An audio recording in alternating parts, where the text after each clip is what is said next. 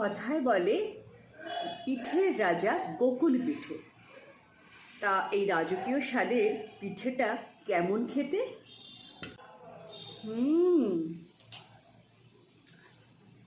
So interesting. তাহলে চলুন আজ বানাই গোকুল পিঠে।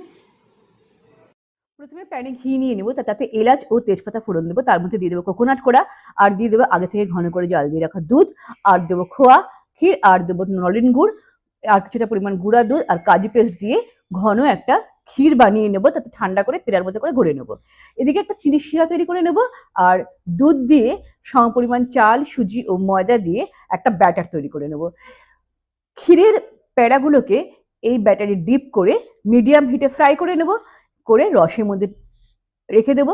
ব্যাস, পারফেক্টলি তৈরি হয়ে গেলে আমাদের গোকুল পিঠে।